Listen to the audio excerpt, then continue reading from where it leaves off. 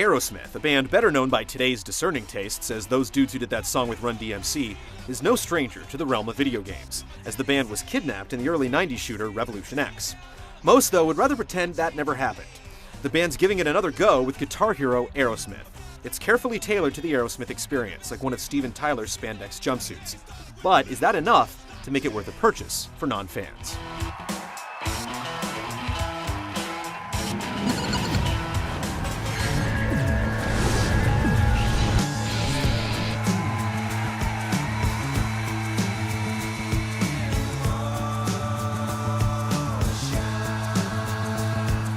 Much like the 80s-themed spin-off before it, Guitar Hero Aerosmith isn't so much a renovation of the series as it is a refurnishing. In this case, the core gameplay of Guitar Hero 3 meets the musical stylings of Aerosmith, with the two finding the most overlap in the game's revamped career mode. Reworked into a rockumentary of sorts, players that advance through the game's song tiers are treated to video intermissions of Aerosmith reminiscing about the road to superstardom. Though the band's running commentary oddly makes little mention of sex and drugs, there's a fair amount of rock and roll to be found in the game's 41-song setlist, with outside acts like Ted Nugent, The Clash, and Stone Temple Pilots rounding out Aerosmith's presence in the game.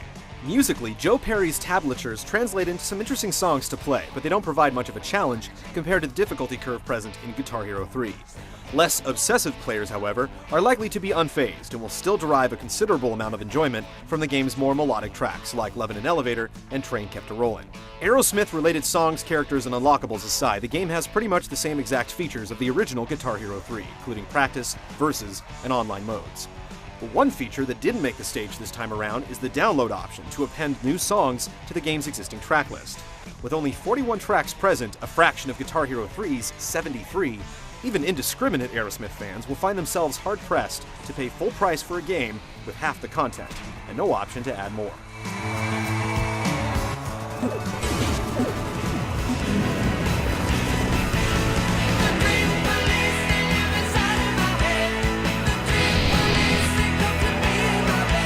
Seasoned rockers who have followed the Guitar Hero series up till now will know just what to expect from Guitar Hero Aerosmith in terms of gameplay. As a marquee of colored notes flood the screen, it'll be up to the player to put their best hand-eye coordination to the test, by strumming, hammering, and whammying along with the series' signature guitar peripheral. Once players are on a roll, they can unleash the power of the almighty star power to rack up the points. Guitar duels, a competitive multiplayer mode introduced in Guitar Hero 3, also make a return here and operate basically the same way.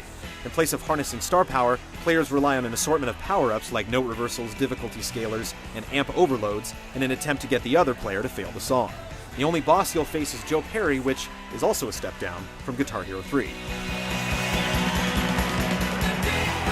Outside of new songs and an Aerosmith-themed title screen, Guitar Hero Aerosmith is pretty much par for the course in terms of gameplay features.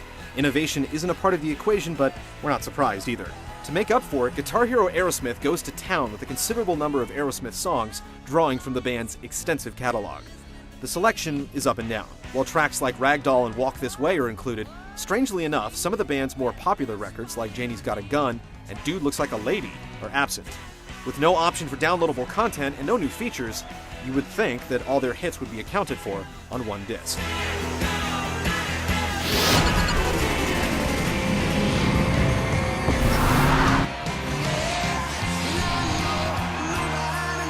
As with its content, the visuals in Guitar Hero Aerosmith experience more of a makeover than a total renovation in appearance. The slack-jawed lead singer of 3 has now been replaced by the equally majestic mandibles of a digital Steven Tyler, and bandmates Joe Perry, Tom Hamilton, Brad Whitford, and Joey Kramer.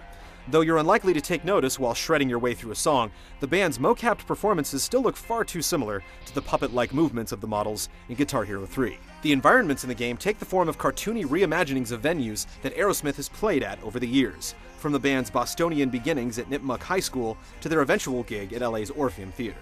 The stages come alive from set to set, but it's the game's audio package that really sets things off. With an impressive collection of master recordings, the audio fidelity that many have come to expect from the Guitar Hero series doesn't falter.